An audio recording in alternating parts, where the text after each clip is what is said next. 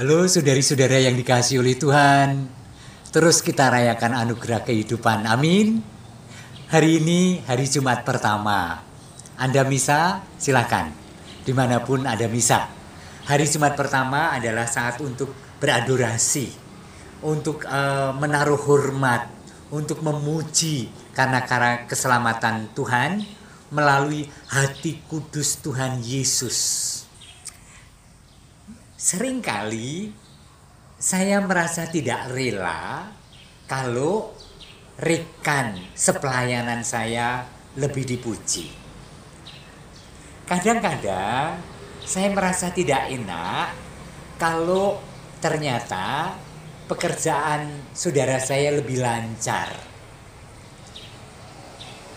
Banyak kali saya membuang muka ketika orang bercerita bahwa tetangga saya membeli sepeda motor. Apakah itu sebenarnya?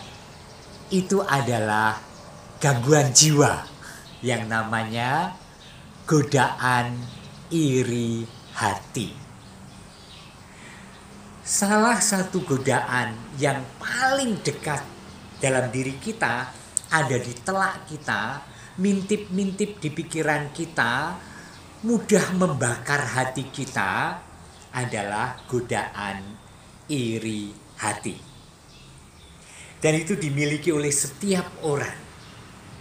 Iri hati. Maka kalau hari-hari ini kita ditawarkan oleh Tuhan untuk pembaruan diri karena Allah sedang merentangkan tangan belas kasih-Nya pada masa Prapaskah ini, ingat satu hal, yaitu kecenderungan iri hati.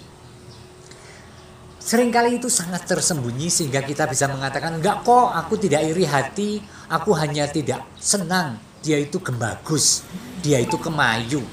Enggak kok, aku sebenarnya enggak apa-apa, cuman mbok enggak usah diceritakan bahwa dia itu baru saja dapat berkat. Enggak kok, aku enggak apa-apa. Kalau saya kelihatan membuang muka, enggak, aku enggak membuang muka, itu refleks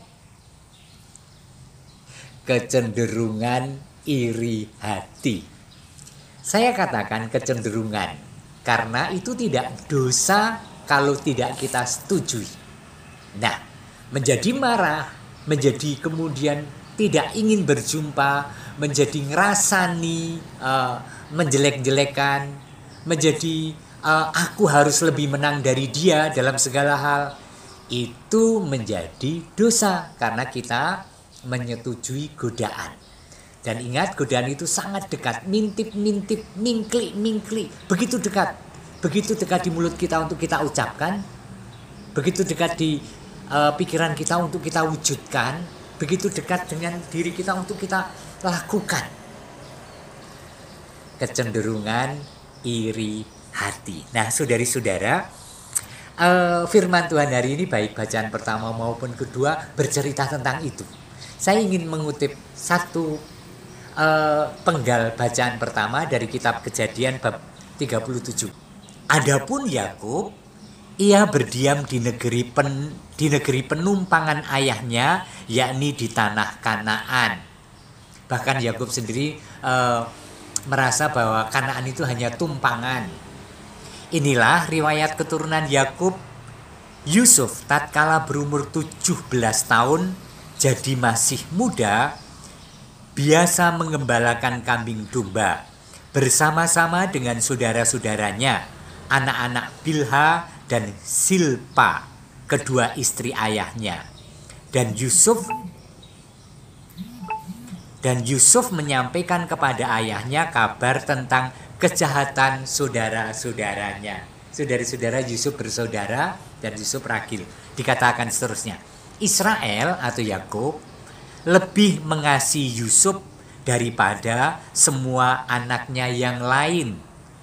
Sebab Yusuf itulah anaknya yang lahir pada masa tuanya. Dan ia menyuruh membuat jubah yang maha indah bagi dia.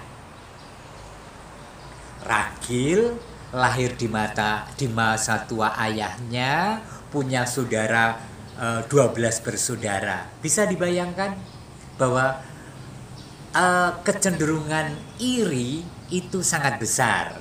Seperti mungkin juga di antara kita waktu kecil. Iri dengan kakak karena dibelikan sepatu. Ingat saya pernah cerita, kakak saya waktu SD dibelikan sepatu oleh ayah saya, sementara saya belum bersekolah. Dan saya nangis sejadi-jadinya, kenapa kakak yang dibelikan sepatu? Dan ayah saya ngerih-ngerih, ngeneng-nengi, memberi penjelasan dengan sabar bahwa kakakmu itu sudah sekolah, dia butuh sepatu.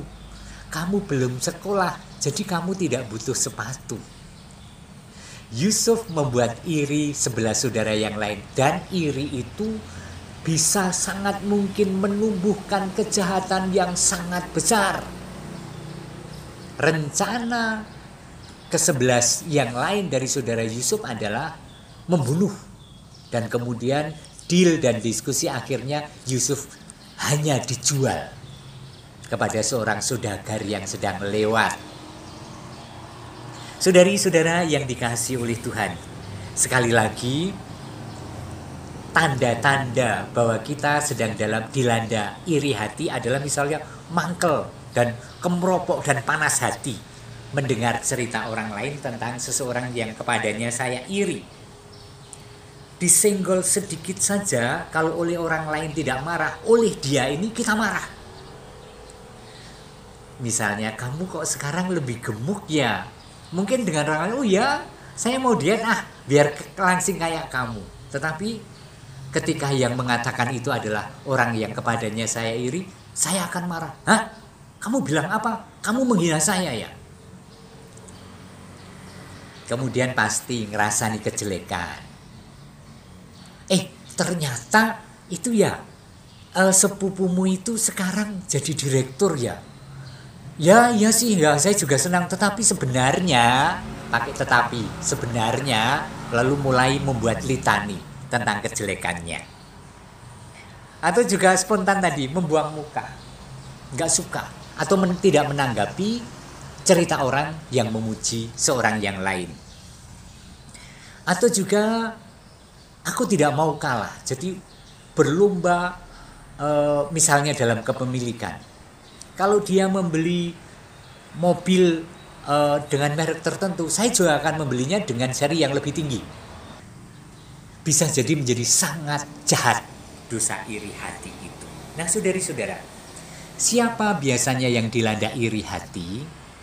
Pertama-tama dikatakan kita semua, tetapi terutama bahkan iri hati itu sedemikian jahat melanda relasi orang-orang terdekat. Ingat, melanda relasi orang-orang terdekat. Misalnya apa itu? Kakak adik dalam keluarga. Maka tidak jarang kita temui betapa adik menjahati kakak atau sebaliknya. Paling jelas, paling besar misalnya soal warisan. Oh, seru itu. Seringkali. Padahal kakak adik.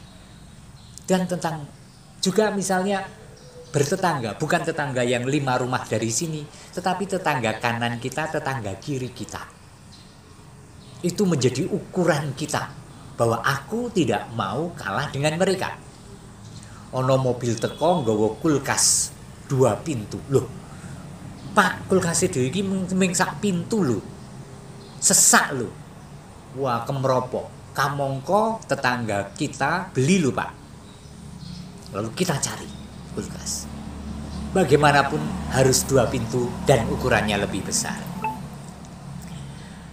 Relasi yang sangat dekat antara kakak adik, antara sepupu, antara tetangga dekat, antara rekan kantor, antara teman sekomunitas. Itu sangat mungkin kalau tidak hati juga di komunitas misalnya para romo atau para suster atau para bruder, saling jegal-menjegal. Saling memberi catatan ketika orang memuji. Ya, tapi iri hati. Yang namanya bertobat itu bukan hanya balik kanan gerak, tetapi balik kanan jalan. Artinya melakukan sesuatu yang sebaliknya. Maka kalau kita ingin pembaruan hidup pada masa Prapaskah ini, bukan saja saya tidak mau iri hati pada adik saya, pada kakak saya, pada tetangga saya, pada teman kerja saya, pada rekan sekomunitas saya. Tetapi lebih dari itu, saya akan mendoakan misalnya, atau saya akan berlaku ramah dan menghayati cinta yang ditanamkan Tuhan pada kami sebagai keluarga, bertetangga, komunitas, dan seterusnya. Yang terakhir, yang saya ingin katakan penting, yaitu iri hati itu sedemikian dahsyat menggelora, mendobrak keinginan kita untuk suci. Maka dari kekuatan kita seringkali kita tidak berdaya. Kita lumpuh kalau sedang iri hati, tidak bisa mengendalikan emosi. Satu hal, kuasa Allah kita undang dalam doa untuk memulihkan, untuk menyembuhkan. Semoga Anda bersama keluarga diberkati Allah yang Maha Kuasa, Bapa dan Putra dan Roh Kudus. Amin.